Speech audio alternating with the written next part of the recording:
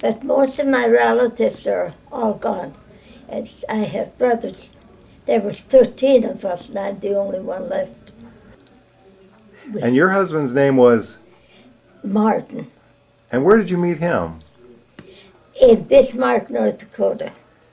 He left, he went and joined the Navy, and I went to Velva, North Dakota and worked. And then I came out here, and he came here through the Navy. You know, he was scout. Oh, so you just stayed because of the Navy? Yeah, he was in the service all the time. Oh. How'd you like living in North Dakota? I was born there, so It was like home? yeah, I liked it. I still do, Even the cold? even the cold.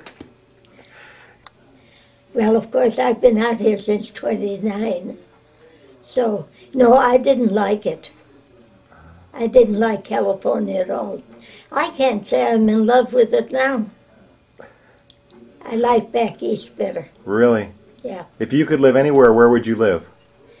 I lived back in Maryland where I used, when that isn't quite as cold Yes. as North Dakota.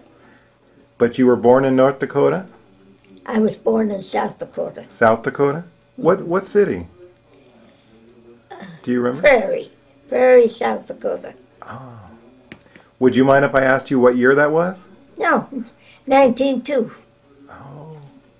So you've had quite a few birthdays here. Oh, yeah. And more spring chicken. Well, you must have a lot of wisdom then. What Well, I've seen a lot and I've heard a lot. What do you think about all the changes? I don't like them. What things don't you like? I don't like the way our younger generation is going. They're just going too wild. They're losing all their religion, which is very bad. And they don't have respect like they used to have. It's a lot of people say for the old. I just they don't have respect for one another. They don't. There's no courtesy or I'm sorry or there's just not enough respect for me. What's the best thing that's happened over the years? Oh, I've had a lot of things happen. I've had a lot more good things happen than bad. I've been very lucky. I married the first time to Martin, and we were married for 56 years, and we had a wonderful life. And then when he passed away, I was by myself for a long time, and I never did marry no more. Let's see, if you were born in 1902, then you saw things like airplanes become regular travel. Oh, yeah. You saw telephones. Even cars. Cars. Cars were something unusual when I was a little kid. What did you think about all this? Well, some good and some bad. They'd be more for the good if people haven't lost so much respect for themselves and respect for others. When we were kids, we didn't do the things they do now. They have no respect for their parents. That's the one thing I don't like. I like to see kids respect their parents. Of course, that's not the kids' fault. That's the parents' fault. What kinds of things would your mom and dad do to help you learn respect for them? Well, for one thing, we was taught the Bible. The Bible was on the table all the time.